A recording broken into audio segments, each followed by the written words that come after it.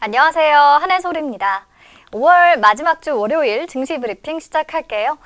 자, 지난주 미중 무역 협상 등 대외 불확실성에 시달리며 2050선이 무너진 국내 증시가 이번 주 반등할 수 있을지 관심이 모아지고 있는데, 우선 그렇다면 미중 무역 전쟁 관련해서 새로운 뉴스 없는지부터 살펴볼게요. 자, 트럼프가 또 시장과 여론을 달래기 위한 말들을 쏟아냈습니다.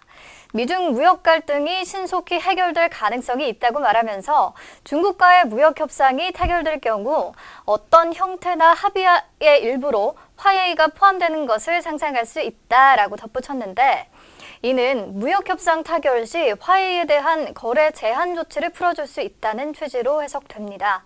하지만 이게 단순히 립서비스일 가능성이 높다는 거 여러분도 잘 아시죠?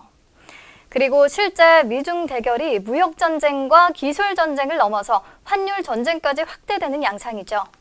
미국 정부가 자국 통화 가치를 절하하는 국가에 상계 관세를 부과하겠다라고 경고했죠. 이게 무슨 말이냐면 우리나라를 예를 들어서 설명해 볼게요. 한국이 일부러 원화 가치를 떨어뜨려서 이전에는 1,000원을 주면 1달러를 살 수 있었는데 이제는 1,200원이 있어야 1달러로 바꿀 수 있다라고 생각해 보세요.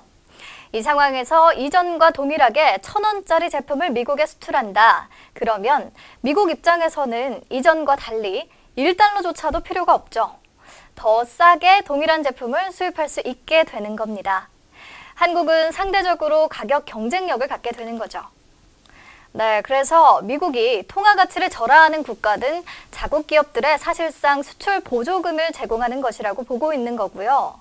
이렇게 정부로부터 보조금을 받아 가격 경쟁력을 갖춘 상태로 수입된 제품에 대해 수입국 정부가 자국의 산업에 피해가 된다고 판단해 부과하는 관세가 바로 상계 관세거든요. 이를 부과하겠다고 선포한 겁니다.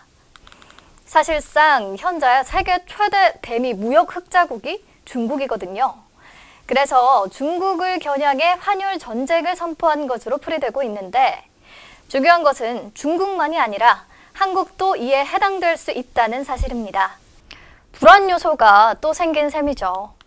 네, 미중 무역 전쟁 현 상황 알아봤고요. 오랜만에 브렉시트 관련 업데이트된 내용이 있어서 소식 좀 전해드릴게요. 테리사 메이 영국 총리가 취임 후 약 2년 10개월 만에 결국 사퇴를 선언했죠. 이에 따라 보수당은 다음 달 10일 이후 당대표 경선에 돌입하게 되는데, 당대표 후보 중 선두를 달리는 보리스 존슨 전 외무장관을 비롯해 유력 주자 대부분이 브렉시트 강경파로 분류된다는 점에서 이 노딜 브렉시트 가능성이 한층 높아졌다는 분석입니다. 유럽 상황마저 좋지 않네요.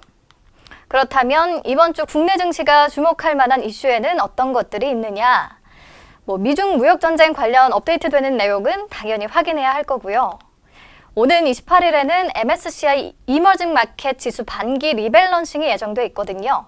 중국 A주가 5% 추가되면서 국내 자금 3조 원에서 4조 원 정도의 이탈이 예상되기 때문에 비우호적인 수급 상황이 지속될 전망입니다. 아울러 31일 열리는 한은 금통위 회의도 주목되는데요.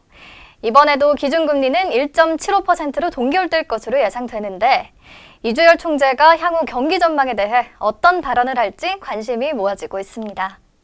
그리고 같은 날 중국의 제조업 PMI가 발표되거든요. 이 결과가 시장에 미칠 영향력이 어느 정도일지가 변수로 꼽힙니다. 네, 대내외 이슈들 잘 확인하셔야겠고요. 지금부터 키워드로 시장 이슈와 특징주 살펴볼 텐데, 오늘은 힘 좀 내보자는 의미에서 첫 번째 키워드를 아주 기분 좋은 걸로 뽑아봤습니다. 바로 영화 기생충 칸 황금 종려상 수상인데요. 연일 뉴스 헤드라인을 장식하고 있죠. 그만큼 정말 너무 자랑스러운 소식인데, 봉준호 감독의 영화 기생충이 프랑스 칸에서 열린 제72회 칸 영화제에서 최고상인 황금 종려상을 받은 겁니다. 한국 영화 역사상 황금 종려상의 영예를 아는 사람은 봉 감독이 처음이라고 하네요. 이것만 해도 정말 대단한 업적인데, 지금 수상 자체뿐 아니라 영화 제작 과정까지도 박수를 받고 있거든요. 왜냐하면 이번 기생충은 스태프들과 표준 근로계약서를 작성해 근로시간을 모두 준수해 만든 영화라고 합니다. 영화계 노동 환경이 여전히 열악한 것으로 알려진 터라 더 가치 있는 성과라는 평가가 나오는 게 당연할 수밖에요. 네, 기생충 칭찬은 다 하려면 입만 아플 것 같고요. 오늘 관련주들 당연히 강세를 보이고 있는데 우선 기생충의 제작사인 바른손 ENA가 상한가에 올랐고 이 영화의 투자와 배급을 맡은 CJ ENM 역시 전거래일 대비 오름세입니다. 영화는 딱 3일 뒤인 30일에 전국 극장에서 개봉한다고 하는데 예매 경쟁이 대단할 것 같습니다. 네, 다음 두 번째 키워드는 비트코인 1000만 원 돌파입니다. 비트코인이 지난달부터 급등하기 시작했죠. 400만 원대에서 지난달 초 500만 원대로 오르더니 이달 600만 원대로 진입했고 제가 며칠 전에 800만 원을 돌파했다고 말씀드렸던 것 같은데 오늘 1000만 원 선을 넘어선 겁니다. 이에 가상화폐 관련주인 SCI 평가정보, 우리기술투자, 버추얼텍, 비덴트, 에이티넘 인베스트, 옴니텔 모두 빨간불을 켰습니다. SCI 평가정보는 가상화폐 거래소 S코인을 운영하고 있고요. 우리기술투자도 암호화폐 거래소인 업비트를 운영하고 있는 두나무 회사 지분을 보유하고 있고 또 비덴트와 옴니텔도 마찬가지로 빗썸이라는 국내 암호화폐 거래소를 운영하는 BTC 코리아닷컴의 지분을 보유하고 있습니다. 네, 다음 세 번째 키워드, 게임 중독은 질병입니다. 세계보건기구 WHO가 게임 중독을 마약이나 알코올, 담배 중독과 마찬가지로 질병으로 분류했습니다. 물론 WHO가 게임 중독을 질병으로 규정하더라도 그 결정을 받아들일지 말지는 각국이 알아서 결정하게 되는데요. 아직까지 우리 정부는 이번 WHO 결정으로 갑자기 규제를 한다든가 하는 급격한 변화는 없을 거라는 입장입니다. 한편 이번 개정안은 2022년 1월부터 효력이 발생하고요.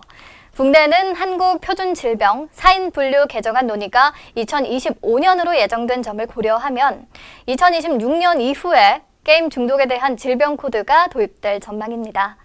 어쨌든 이번 결정으로 인해 게임에 대한 부정적인 인식이 확산되고 또 게임 이용 시간 제한 등의 추가 규제 확대 가능성과 중독세 관련 이슈가 불거질 수 있다는 점에서 단기적 투자 심리에 좀 부정적으로 작용할 것 같고요. 최근 글로벌 경제 상황이 캄캄해지면서 상대적으로 경기에 영향을 받지 않는 게임주에 관심 가지셨던 분들 많으실 텐데 내용 꼭 알고 계셔야 할 것 같습니다. 네, 다음 키워드 볼까요? 마지막 네 번째 키워드는 삼겹살, 금겹살 되나? 입니다. 국내 돼지고기 가격이 심상치 않습니다. 최근 한 달 새 수입 냉동 삼겹살 가격은 10% 이상 급등했는데요. 유통업계에 따르면 지난 4월 말 킬로그램당 5,800원 선이던 서울 마장동 축산시장의 수입 냉동 삼겹살 시세는 5월 말 현재 킬로그램당 6,400원까지 올랐습니다. 아프리카 돼지열병 확산이 국내 돼지고기 가격에 영향을 주기 시작한 건데 왜냐하면 세계 돼지고기 생산량의 절반을 차지하는 중국이 사용 마리수를 확 줄일 수밖에 없었으니까요. 그래서 지난 3월부터 4월 말까지 국내 돼지고기 수입량이 지난해 같은 기간에 83,789톤보다 16.7%나 감소한 69,830톤에 그쳤다고 합니다. 본격적인 휴가철이 되면 돼지고기의 수요가 더 증가하기 때문에 삼겹살이 금겹살이 되는 것 아니냐 하는 우려가 나오고 있고요. 예, 오늘 우선 돼지고기의 대체제인 닭고기 생산업체 하림과 마니커, 그리고 사료업체인 우성사료와 현대사료, 돼지열병 백신 개발을 진행하고 있는 우진 BNG, 그 밖에 동물의약품 관련 대한유팜과 이지바이오 등이 장초반 강세를 보였는데요. 오후 들어서는 상승폭을 거의 다 반납한 상태입니다. 네, 마지막으로 키움뱅크와 토스뱅크 모두 제3인터넷은행 예비인가를 받지 못했다는 소식 전해드리면서 오늘 증시 브리핑 마무리할게요. 내일 다시 만나요.